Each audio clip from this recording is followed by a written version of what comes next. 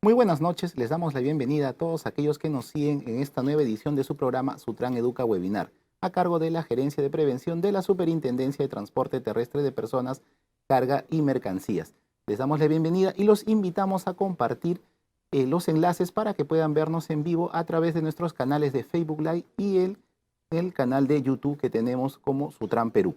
El día de hoy tenemos un invitado internacional, les voy adelantando ello, pero antes queremos compartir, como todos los martes, un video relacionado a recomendaciones sanitarias para aplicar mientras se utiliza el transporte terrestre a nivel nacional. Adelante, estudio.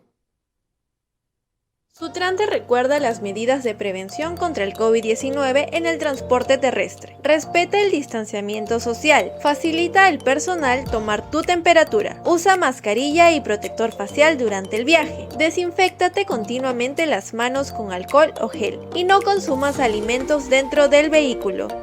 Vencer al virus depende de todos. No bajemos la guardia.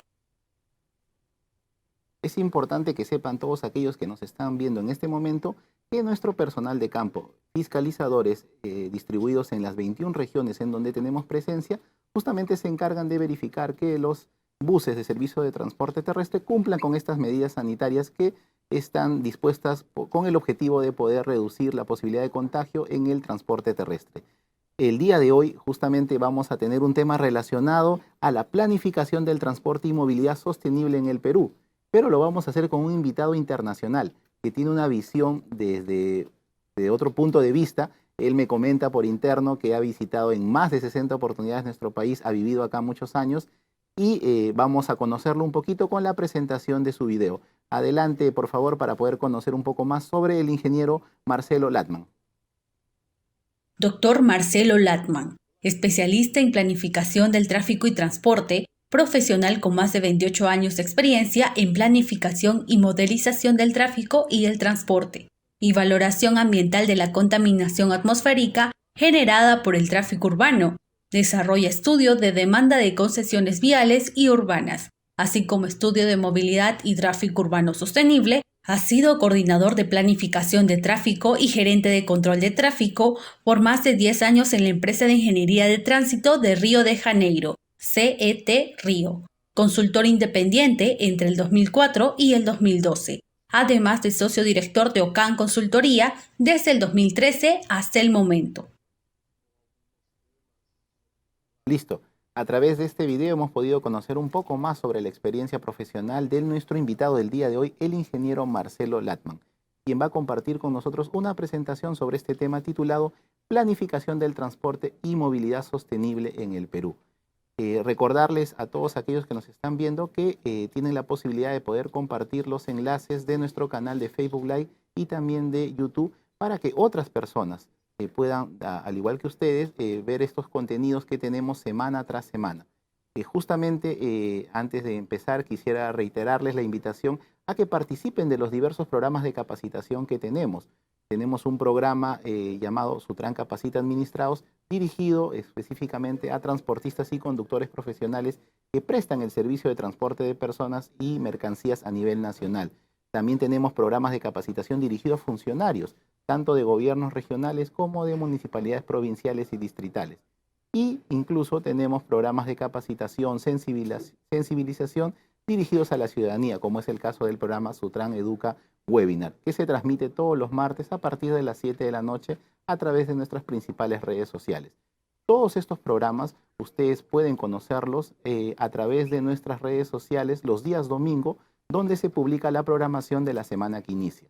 Al igual que este y otros programas, entregamos nosotros de manera permanente certificados y constancias digitales de participación. Para ello, en la parte final de la entrevista que vamos a tener el día de hoy, se va a compartir en la descripción del video en YouTube un enlace para que puedan registrar sus datos. Les repetimos, no es necesario que dejen sus datos como mensajes, porque lo van a poder hacer en el formulario que vamos a compartir con ustedes. Ahora, sin más preámbulo, le damos la bienvenida a nuestro invitado internacional el día de hoy. Él es brasileño. Bienvenido, Marcelo. Tus palabras de saludo para el público que ahora se conecta a través de las redes sociales de la Sutran.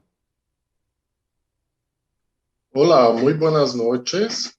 Yo me llamo Marcelo Landman, soy ingeniero de transportes, He trabajado acá en Brasil en varias ciudades y también he trabajado en más de 20 proyectos en Lima. E, bueno, hoje vamos falar de la mobilidade urbana. Eu preparei algumas diapositivas. A apresentação seria em 4 partes. Uma introdução sobre a cidade, porque as cidades crescem, os problemas urbanos. Depois, uma parte que vai falar especificamente do problema de mobilidade em Latinoamérica, em las cidades de Latinoamérica. Depois, uma breve apresentação sobre modelação de transportes e, ao final, uma proposta teórica para uma rede vial de transporte em Lima e Callao. Bueno, Adelante, ¿qué es Marcelo. la movilidad? Perdón. ¿Qué Adelante, es la adelante. movilidade urbana?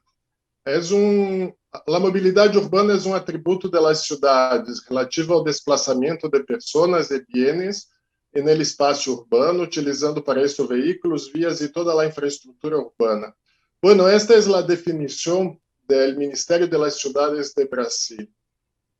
Como miramos a mobilidade urbana? É uma maneira de abordar todos os projetos de todos os tipos de transporte urbano. Há que mirar tanto os buses, o metro, os peatones, que é uma parte muito importante da mobilidade urbana, as ciclovias e todo o que há também de congestão com os automóveis e buses em las vias. É uma maneira de estudar tudo de uma forma integrada e sempre buscar a solução multimodal, a solução que mira em todos os modos. Pero, que são as cidades? As cidades são espaços econômicos. Como elas se desenvolvem? Apesar de que, ao princípio, a formação das cidades tem suas razões históricas, hoje dia, a cidade moderna, ela cresce e se desenvolve por basicamente as três razões. Uma é a aglomeração. O que é a aglomeração? É que as atividades elas têm menor custo quando estão todas umas próximas das outras. E então, com isso, se ahorra custos de infraestrutura e se ahorra custos de transportes. Acá uma foto de São Paulo, que é uma grande aglomeração de Latinoamérica, de Sudamérica, onde cada vez a cidade cresce mais e sempre cresce porque as atividades econômicas veem que há uma vantagem em estarem nestes grandes centros urbanos. Aglomeração, localização. Há sítios importantes das cidades onde certas atividades querem se ubicar. Por exemplo, aqui uma foto de São Isidro, em Lima.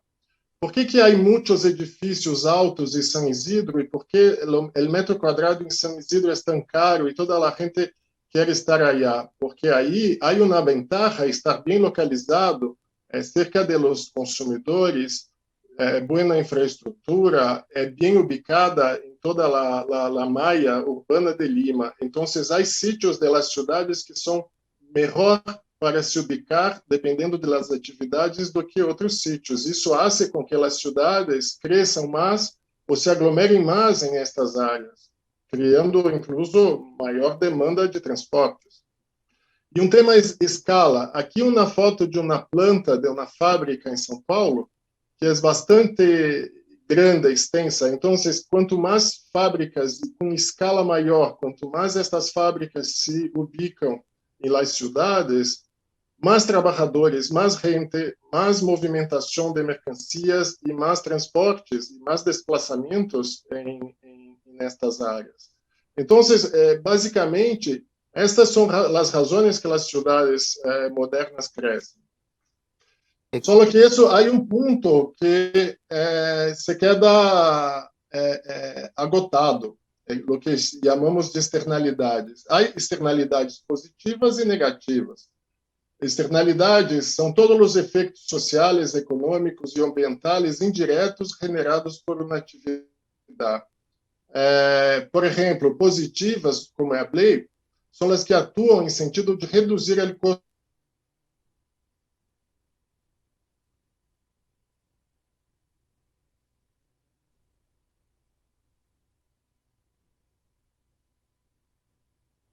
Ok, Sí, hemos tenido unos inconvenientes. En este momento seguramente lo solucionamos. Marcelo nos estaba explicando en esta primera parte una introducción de lo que es el transporte y la movilidad sostenible, no solo en el Perú, sino también a de nivel custo. Latinoamérica. Continúa, Marcelo, adelante. Sí, en todas las ciudades. Este es el punto que quando as externalidades negativas são maiores que as externalidades positivas, é que há que sempre haver intervenções importantes de políticas públicas. Okay. Pero há uma diferença entre as cidades de países desenvolvidos e cidades de países em desenvolvimento. Uma razão importante que me gostaria de falar é que, mientras que a infraestrutura de transportes em los países desenvolvidos ha sido hecha durante espaço de tempo muito grande, porque a medida que estes países, em los últimos 200 anos, foram pouco a pouco se industrializando, as cidades foram crescendo pouco a pouco e também a infraestrutura de transportes foi sendo construída pouco a pouco. Isso quer dizer que eles tiveram muito mais tempo para planificar, puderam construir sua infraestrutura de transporte antes que as cidades cresceram, e assim reduzir custos com desafetações, custos com implementação. A diferença é que acá em Latinoamérica, como a produção de bens materiais se ha sido trasladada destes países desenvolvidos para nossos países acá em Latinoamérica, e isso se ha passado de uma maneira muito rápida, as cidades latino-americanas cresceram muito rápido, houve muita migração, em poucos anos, 10, 20, 30 anos, muita migração do campo para a cidade, e baixa inversão. E então, o que passou? Nós outros temos um problema mais grave, porque temos cidades muito grandes, com pouca infraestrutura, com muito adensadas, e que cresceram muito rápido e com menores recursos, menores inversões. E que passa? A congestão de tráfego sempre, como ha sido muito mais grave em nossas cidades, genera muito mais tempo e muito mais custo para a população. Bueno, acá, como ya he dicho, en los países desarrollados, el crecimiento de las ciudades ha sido más lento y gradual, contribuyendo poco a poco para la construcción de la infraestructura. Mientras que acá, en nuestros países subdesarrollados, la urbanización ocurrió en un corto espacio de tiempo, de manera rápida y desordenada. Y así las ciudades han recibido grandes flujos migratorios e não se encontravam preparadas para o rápido crescimento urbano. Isso é importante, que é uma grande diferença que temos nós outros acá em nossas cidades em comparação com as cidades europeias ou norte-americanas. Acá é simples uma gráfica para ensinar o nível de urbanização no mundo. O que está em rojo e naranja são os países onde a população urbana é maior que a população rural.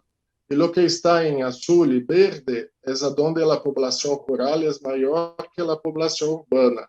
E em negro são as grandes cidades, as cidades que têm no mundo com mais de 10 milhões de habitantes.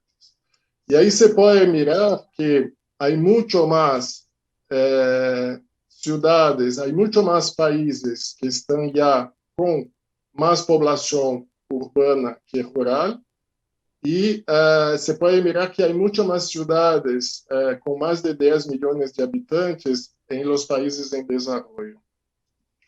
Por exemplo, acá, comparando as maiores concentrações urbanas do mundo entre 1970 e 2015, se pode mirar que entre as 10 maiores concentrações urbanas do mundo, as 10 em 1970, haviam poucas cidades de países em desenvolvimento. A grande maioria era de países desenvolvidos. Mientras que em 2015, se pode mirar que entre as 10 cidades más grandes del mundo. Tenemos Tokio, que está en Japón, que es desarrollado. Tenemos Nueva York, que está en Estados Unidos, que es un país desarrollado, y todas las demás están en países en desarrollo. Entonces, el gran desafío es que nosotros estamos en un punto de que la gran mayoría de las ciudades con mayor concentración urbana del mundo van a estar en países en desarrollo. Y así la previsión de la ONU es que en 2050, 70% de la población mundial viverá en las ciudades. Y eso es nuestro gran desafío, construir la infraestructura de transporte en menor tiempo, con menor nivel de inversión, e considerando um espaço urbano já densamente ocupado e barra inversão pública e privada. E isso nos leva a uma busca de solução através de boa planificação de los recursos e de inversões, prioridade para a construção de infraestrutura para atender as atividades que generam mais riqueza e desenvolvimento interno. Isso é um tema muito importante, porque quando vamos elegir as políticas públicas, temos que pensar se estamos preparando nossas infraestruturas para desenvolver mais nossos países ou para exportação de bienes. E isso é um tema muito importante que deve estar incluso em todas as políticas públicas de transportes em Latinoamérica. Temos que buscar também prioridade para o uso de tecnologia de alta eficiência e baixo impacto ambiental. Então, já há muita tecnologia de transporte massivo, os metros, tranvías e os como metropolitano, o COSAC de Lima, que podem trasladar muito mais passageiros por metro quadrado, mientras que o automóvel é uma tecnologia que tem baixa eficiência de traslado, porque um automóvel leva 1, 2, 3 pessoas no mais. E isso ocupa muito espaço urbano. Então, quanto mais a cidade cresce, mais se tem que dar prioridade ao uso de tecnologia de alta eficiência e baixo impacto ambiental, porque nossas cidades não podem ser um espaço de enfermidade, de problemas respiratórios, porque os combustíveis fósseis generam muita contaminação do ar. Então, tem que sempre buscar tecnologia com menor uso de los combustíveis fósseis e mais uso de combustíveis limpos.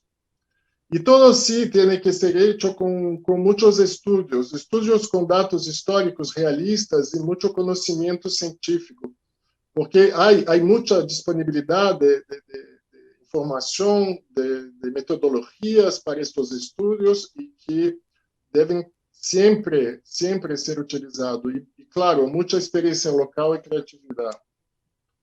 Bueno, uma das ferramentas importantes que Marcelo, temos para a modelação de... Si me permites, por favor, sí, antes de continuar, quisiera recordarle a todos aquellos que nos están viendo que estamos llegando a la tercera parte de tu exposición programada para el día de hoy, con el subtítulo Modelación de Transportes. Hemos ya escuchado de tu parte una introducción respecto a esta problemática de la movilidad sostenible, no solamente en el Perú, que como lo dije al inicio, has tenido la posibilidad de visitar en más de 60 oportunidades nuestro país, sino también nos has comentado las realidades de otros países de Latinoamérica. Eso es importante. Y yo quiero resaltar esto ahora. Nuestros seguidores, semana tras semana, pueden tener la posibilidad de escuchar la visión de diversos especialistas, como lo han compartido en semanas anteriores, a nivel nacional y en esta ocasión a nivel internacional. Estás conectado tú desde la ciudad de Sao Paulo esta noche y compartiendo con nosotros todos estos conocimientos que has podido obtener en tu vasta experiencia profesional, tanto en nuestro país, a través de las consultorías y los trabajos que has realizado, así como tu visita y trabajos en otros países de la región. Yo quiero resaltar también esta noche de tu primera parte de la exposición el tema que has mencionado, ¿no? Los fenómenos sociales que han influenciado en este tema de la problemática del tránsito y el transporte en las ciudades, ¿no? Que es la migración principalmente, ¿no? Digamos, el tema del aprovechamiento del metro cuadrado en las ciudades, en las capitales de que tienen los países. Eso no es ajeno a nuestro país. Lima concentra más del 33-35% de la población que vive en nuestro país, y eso es un reto, ¿no? Para que las autoridades pues, cada día, cada semana, cada mes mejoren el servicio de transporte terrestre que les ofrecemos en los diversos medios que tiene disponible las personas para poder movilizarse. Vamos a continuar, Marcelo, con tu tercer tema de la noche, modelación de transporte. Adelante, por favor. Ok, entonces, como yo decía, estos problemas de movilidad tienen que ser tratados con buenas herramientas de estudio para que se pueda tomar las mejores decisiones en términos de políticas públicas. Una de las herramientas es la modelación de transporte. Bueno, la modelación de transporte sirve para hacer pruebas de escenarios futuros en los computadores para saber cómo va a pasar los sistemas de transportes propuestos en el futuro. Entonces, se hace una previsión de demanda para saber cuántas personas van a utilizar, por ejemplo, una nueva línea de metro, una nueva línea de metropolitano, o mesmo de bus, ou para a planificação do trânsito da cidade, para a planificação de uma rede de ciclovias. Toda essa ferramenta é muito importante para todos estes estudos, porque se pode mirar antes, adelantar e mirar em los ordenadores, em las computadoras o problema e antecipar soluções. Então, a modelação de transportes basicamente tem 4 etapas. Uma que é relevamientos de campo, porque toda a informação tem que ser muito bem recorrida, relevada em campo para depois meter em los modelos matemáticos. Que entra a parte de construção e calibração de los modelos, que toda a parte de representação matemática da rede vial, da rede de transporte, das matrizes de origem e destino, para conhecer bem como funciona o comportamento da demanda em cada cidade, cada país, cada rede de estudo. Bueno, uma vez calibrado o modelo, se pode estudar os cenários futuros de modelação, que seriam as alternativas, né, de projetos que se pode ter para cada cidade, para cada problema estudado. Por exemplo, se há alguns corredores que estão muito fortes, que há muita demanda de passageiros, se pode estudar aí como seria uma alternativa com, por exemplo, no caso de Lima, uma nova rede metropolitana, ou uma tranvia, ou uma linha de metro, e como isso se quedaria em toda a cidade, e como isso afetaria o trânsito de veículos em las zonas onde há estações, onde passam essas linhas, enfim. Todas as alternativas de propostas podem ser simuladas e verificadas se funcionam antes de ser implementada. Isso é a maior importância da modelação, que é a última etapa, as análises de los resultados. Então, se vai comparando as alternativas de projeto e melhorando cada vez mais em los cenários de modelação, e para o final elegir a melhor alternativa. Então, rapidamente, passando, sem entrar muito em detalhe, que tipo de relevamentos de campo comumente se faz? Tem que ser conteúdos veiculares de tráfego em toda a área de influência do projeto, encuestas de origem, destino e preferência declarada com os condutores de automóvel e com os passageiros, aforos de embarque e desembarque, quantos passageiros subem, quantos barram em cada paradeiro de bus, por exemplo, frequência e ocupação visual, que é quantos passageiros há dentro de los buses em certos tramos de la ciudad, e medição de velocidade de autos e buses com GPS, para que se conozca a velocidade com que se desplazam todos estes veículos. Todo isso é trabalhado em uma base de dados, transformado em números e inseridos dentro de los modelos. Aqui, por exemplo, é um exemplo de Lima, Quando hemos hecho encuestas de origen y destino para un estudio de un corredor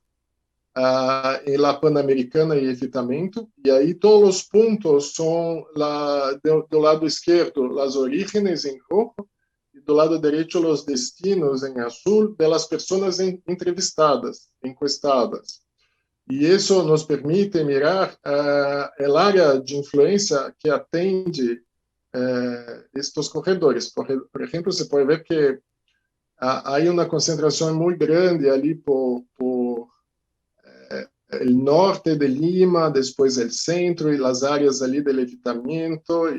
Enfim, o corredor Panamericano atende muita gente, uma população de cerca de 1 milhão de habitantes por dia que se desplaça nestes corredores. E isso é uma demanda muito importante. Acá são rapidamente as etapas da modelação. A primeira imagem, o canto superior esquerdo, é a hierarquia vial, são todas as vias de Lima que são dibujadas no modelo, com todas suas características de velocidade, capacidade. Depois, ao lado, os semáforos, todos os semáforos de Lima, com seus tempos, são detalhados no modelo. Quando se faz a calibração, se pode mirar na rede vial de Lima, à direita, o canto superior direito, onde há a congestão, isso já é no modelo. Você pode mirar aí o color, quanto mais escuro, mais congestionada está a cidade. Abaixo se define todas as rutas de transporte público. Todas as rutas de buses são dibujadas do metropolitano, do metro de Lima, tem que dibujar com todas as suas características no modelo. A ubicação de todos os paradeiros também se define uno a uno nos modelos. E acá à direita, então, é o fluxo de buses e caminhonetas que há em Lima, que é muito grande. Em Lima, como há muitos táxis coletivos, também se ha identificado as principais rutas de táxi coletivo e detalhado no modelo. Com isso, se calibra o modelo e se pode começar a ter parâmetros como a impedância de transporte público. Aí temos em morado todos os problemas que há nos paradeiros de buses, onde há uma concentração muito grande de buses que tomam muito tempo aí e diminui a capacidade das vias. E abaixo, à direita, uma informação de velocidade por colores. Quanto mais oscuro, é menor a velocidade. E isso também, bueno, tudo isso são indicadores que se utiliza no modelo para poder evaluar as alternativas de projetos. Um ponto muito importante que se tem que considerar nos estudos de novos projetos para uma cidade são os impactos ambientais, que podemos separar em 4 impactos. Basicamente, contaminação sonora, que é um problema muito grande nas cidades, que genera muito estresse, muitos problemas de cansaço, de problemas emocionais, porque todo o tempo com ruídos em uma cidade é uma coisa que genera danos para a saúde. As barreiras urbanas, que sempre que há uma via expressa, um túnel, e muitos sistemas de transportes que são muito agressivos para a cidade, generam barreiras urbanas, que são zonas onde as pessoas não transitam normalmente, como em Lima, por exemplo, há a via expressa, que é uma barreira urbana, e sempre não é fácil passar de um lado ao outro quando se está a pé. E isso para linhas de trem. Há muitas cidades que são cortadas por linhas de trens e bairros inteiros que não podem se desplaçar para os bairros vizinhos. Tem que buscar um viaduto que, às vezes, está a 4, 5 quilômetros de distância. Contaminação do ar, que é um problema muito grave. E há 2 tipos, não? A baixa atmosfera, que é tudo que é generado principalmente por las fuentes muebles, que são os veículos e transportes, ou por fuentes fijas, que são as indústrias. E aí, basicamente, há quatro tipos de problemas de contaminação do ar, que são os particulados, que são as partículas muito finas que nós outros respiramos e que entram em nossos pulmões e nos fazem danos. Monóxido de carbono, que também faz dano, porque entra em la sangre e genera problemas de fadiga, sobretudo. Hidrocarbonetos, a mesma coisa, e ozônio, que é um gás que nos afeta todo o sistema respiratório porque é muito agressivo para as mucosas do sistema respiratório humano e, bueno, de todos os animais. E outro tipo que são os câmbios climáticos, porque transportes genera muitos gases de efeito invernadeiro, e isso sim vai contribuindo muito para os câmbios climáticos, que é um problema que empeora a cada ano em todo o mundo. Importante lo que mencionas respecto al tema del impacto, ¿no? que genera todo el tema del transporte y el tránsito en las ciudades. Yo quisiera, antes de darte el pase para ya la última parte de tu exposición relacionada a las propuestas que has preparado para una red vial y de transporte para Lima y Callao, resaltar para aquellos que nos están viendo en este momento la importancia de los estudios técnicos que deben realizar los especialistas para justamente en relación al tema que estamos exponiendo el día de hoy, realizar una adecuada planificación del transporte y movilidad sostenible. Hay algunas preguntas que están haciendo por interno, Marcelo, te las voy a hacer en la parte final. Quiero aprovechar para recordarle a todos aquellos que nos están viendo en este momento que pueden registrar su asistencia en un formulario que está disponible en la descripción de este video en nuestro canal de YouTube. También se va a compartir el enlace a aquellos que nos siguen a través de nuestro canal de Facebook Live. Importante también recordarles que los certificados digitales por la participación en el webinar del día de hoy estarán disponibles en la segunda, o mejor dicho, en la quincena de cada mes. También es importante que sepan aquellos que se conectan el día de hoy que tenemos presencia de todas las regiones del país. Nos están mandando saludos desde Huancayo, en Junín, también de Huánuco, del centro del Perú. Están conectados personas desde Amazonas, San Martín. Un saludo a las personas del nororiente. Y también por el sur tenemos aquellas personas que se conectan desde Cusco y las ciudades de Juliaca. Un saludo muy especial para todos ellos. Y bueno, ahora Marcelo, por favor, te doy el pase para que nos puedas comentar esta última parte de tu presentación relacionada a la propuesta para una red vial de transporte en Lima y Callao. Ok, pero aún hay esta diapositiva acá sobre la cuestión ambiental, que es muy importante que toda esta análise de la contaminación del aire, por ejemplo, sea hecha dentro de los estudios de transporte. Por ejemplo, aquí algunas imágenes de modelos de dispersión de gases contaminantes urbanos, a la izquierda las emisiones de monóxido de carbono y la derecha emisiones de ozonio. Isso acá para a região metropolitana de São Paulo.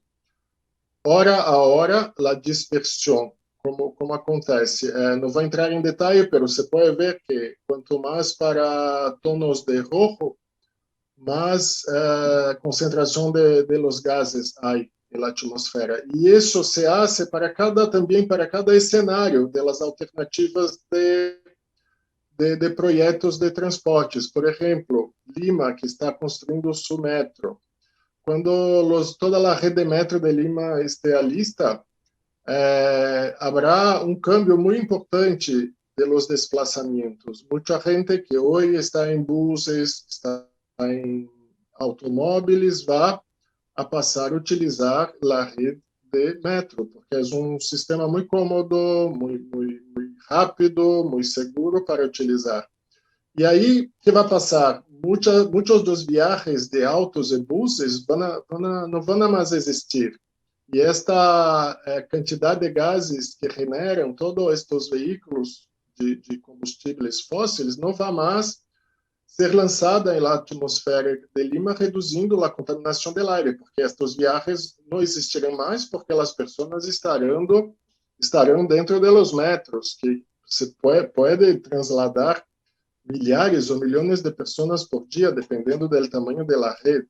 E com isso se pode fazer estas análises de emissões de los gases contaminantes e incluso evaluar os ahorros financeiros, porque todos estes gases generam muertes, generam enfermidade, que todo isso genera um custo muito alto para a sociedade que pode ser evitado. Então, é muito importante que nos projetos de transportes todas essas variáveis de emissões sejam estudadas e os ahorros que se pode ter em termos de saúde e ahorros econômicos, sobretudo. Bueno, acá como un ejemplo, como hemos hecho muchos trabajos en Lima, y entonces hay algunas ideas para unas ideas para cómo sería una red vial de Lima no futuro. Porque Lima es una ciudad, por todos los años que hemos trabajado en Lima, que tiene buena infraestructura, pero baja conexión. Entonces entendemos que Lima debería priorizar hacer conexões entre as vias expressas e as vias com alta capacidade que existem na cidade para generar uma malha contínua em Lima. Há alguns exemplos. A via expressa é um exemplo muito interessante, porque a via expressa, quando chega ao centro da cidade, em Plaza Grau, aí não é mais expressa, e todo este fluxo que chega ao centro de Lima tem que parar em vários semáforos e aí genera uma cola gigante todos os dias por la manhã e outra cola gigante quando regressa todos os dias por la tarde, sobretudo en el cruce com Javier Prado, por exemplo. Então, sempre pensamos, e me gostaria de aproveitar esta oportunidade para ensinar estas ideias, que Lima deveria fazer inversões para ter uma malha contínua, uma malha completa de la ciudad, aunque isso lleve alguns anos, porque são inversões muito altas, e uma malha não só vial para veículos, para o trânsito, mas também de transportes. Bueno, acá uma imagem de Lima, como eu estava dizendo, tem muitas vias importantes, como a linha amarilla, depois as rutas de Lima, que são a Panamericana e a carretera central. Aqui a Canta Calhau, que é uma via que ainda não está muito desenvolvida, porque há interrupções e se deveria mirar isso, porque é uma chegada importante desde o norte e de la Sierra. O periférico vial norte, que não sei se estava em andamento, mas é uma via muito importante porque retira o fluxo de tráfego do evitamento e da Panamericana, que estão completamente agotados já há muitos anos. La Molina Callao, que é uma outra via muito importante, que passa por dentro de bairros muito adensados de Lima, e é uma via que pode ser alternativa a Javier Prado, porque hoje Javier Prado também é uma via muito congestionada. La Molina Angamos também, que tem uma proposta de seguir por Angamos e fazer um túnel até La Molina. A própria Via Expressa, Passeio de la República, a Via Expressa Sur, que é um projeto que creio que estava caminhando, e seria muito importante porque conecta a Via Expressa até a Panamericana Sul, porque hoje todo esse fluxo tem que passar por Benavides, por Angamos, por calles que passam dentro dos bairros, e esse fluxo poderia ser transladado para a Via Expressa Sul e conectar diretamente à Panamericana, aliviando toda esta zona de Miraflores e Surco, por aí. Também a Avenida Afonso Ugarte é uma via muito importante, que seria a continuação do eje da Via Expressa até a Panamericana, até o evitamento. Depois, todas estas vias em verde, que são vias arteriais, que têm que ter uma prioridade, porque, por exemplo, há muitas vias que cruzam estas vias arteriais e não tem necessidade, muitos giros à esquerda, muita fricção lateral em todas estas vias que reduzem a capacidade deste sistema. Este sistema verde é muito importante e também deveria ser priorizado. Bueno, después teníamos una propuesta de una conexión Guaylas Ventanilla por toda la Costa Verde, pasando después por Callao, y ahí sí, haciendo un cierre de esta malla. Y mira, esta sería la malla completa de Lima, la malla contínua, a donde se generaría una malla de vías expresas totalmente interconectada para flujos muy altos, de alta capacidad, y podendo trasladar por grandes distancias dentro del espacio de la ciudad. Bueno, para eso se tendría que construir varias infraestructuras, no voy a entrar en detalle, pero cada punto de estes deveria ser avaliado. Bueno, acá terminamos. Carlos, não sei como estás aí com perguntas, pero es todo que me gustaría hablar hoy. Ok, muy amable. Gracias, Marcelo, por tu presentación. Sí, tenemos muchas consultas de las personas que nos están siguiendo en vivo en este momento. También tenemos comentarios positivos. Algunos indican que a pesar de que eres del extranjero, conoces muy bien nuestra realidad y lo has demostrado a lo largo de tu exposición. También trasladarte el saludo desde acá, desde Lima, desde la Sutram, por la exposición que hoy día has compartido con nosotros. Mira, hay una consulta que nos hace un participante. Tú mencionaste en una parte de tu exposición el tema del tren, ¿no? que ahora es el tren, el metro de Lima, acá en nuestra ciudad, pero también hablaste del tranvía. El tranvía, ¿cuál es la diferencia, Marcelo, con un tren, por ejemplo, con un metro? ¿Hay alguna diferencia técnica? ¿Estamos hablando de lo mismo? ¿En qué países hay la experiencia del tranvía? ¿Nos podrías comentar un poco sobre ello? Basicamente, a diferença é a capacidade e a forma de operação. As tranvías, em muitos países, elas são ao nível das calles, mientras que os metros, a grande maioria, são subterrâneos ou aéreos. Pero a tranvía tem uma capacidade um pouco menor que os metros, pero tiene ventaja, porque a tranvía ela é mais acessível, porque pode parar em mais paradeiros, como ela pode fazer rádios de giros e entrar por áreas históricas das cidades. E então, há muitas cidades que funcionam muito bem com tranvías, e incluso há cidades em alguns países da Europa que há momentos que a tranvía também vai por túneis subterrâneos. Então, cada cidade tem a melhor tecnologia para a demanda, mientras que os metros trasladam mais pessoas, pero são mais robustos.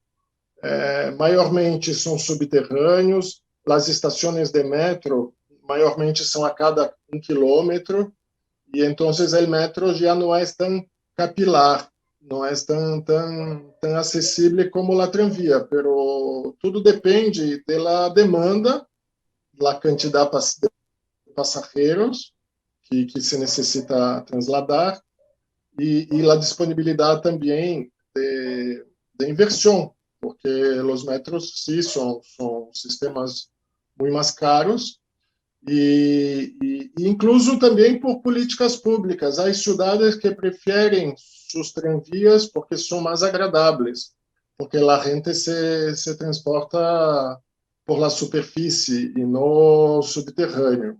Então, há vantagens e desvantagens, mas, sobretudo, a demanda, a quantidade de passageiros. Por exemplo, acá em São Paulo, é uma cidade com 20 milhões de habitantes, toda a zona urbana de São Paulo, e aí os metros têm em si uma demanda muito alta. Então, não há como ser tranvía em São Paulo, ao menos em los ejes principais. Pode ter alguma tranvía em ejes secundários.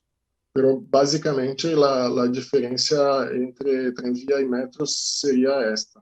Marcelo, justamente en relación a la explicación muy técnica y muy clara que nos has dado también sobre este tema de las diferencias entre el tranvía y el metro, una de las consultas que nos hacen los usuarios a través de las redes sociales por las cuales venimos transmitiendo en este momento esta nueva edición del Sutran Educa Webinar es que quieren conocer tu opinión respecto al impacto que se generará en nuestro país el día que tengamos todas las líneas propuestas para lo que es el Metro de Lima. ¿Se sentirá el impacto en nuestra ciudad respecto al transporte y al tránsito en la capital? Ah, sí, seguro, seguro.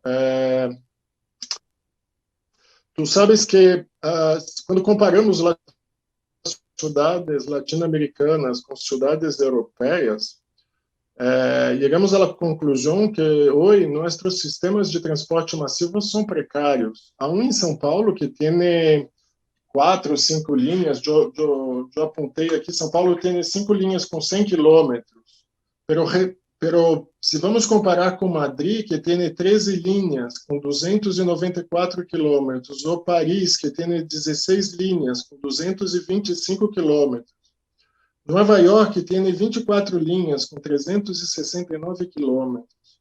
Então, nós vamos a ver que São Paulo, que é uma cidade com mais que o doble da população de Madrid ou de Paris, creio que 3 vezes, tem 1/3 de la quantidade de quilômetros de metro comparando com estas cidades.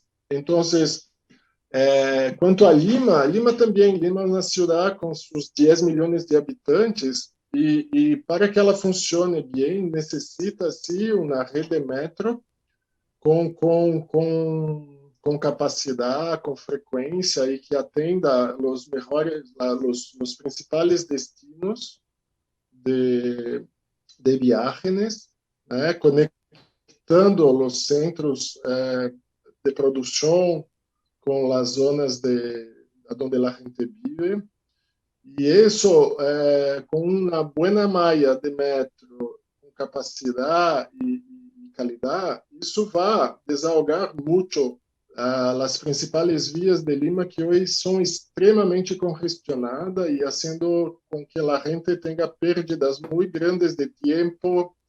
A congestão de trânsito aumenta a emissão de gases contaminantes, porque a baixas velocidades, acelerando, parando e reacelerando, são os momentos onde há mais emissões de gases contaminantes. Então, todo isso, perda de tempo, que é também custo, e contaminação do ar, que é saúde, e que também genera um custo muito alto para a sociedade, são as grandes vantagens e seguro que Lima terá muitos efeitos positivos quando terminar su rede de metro.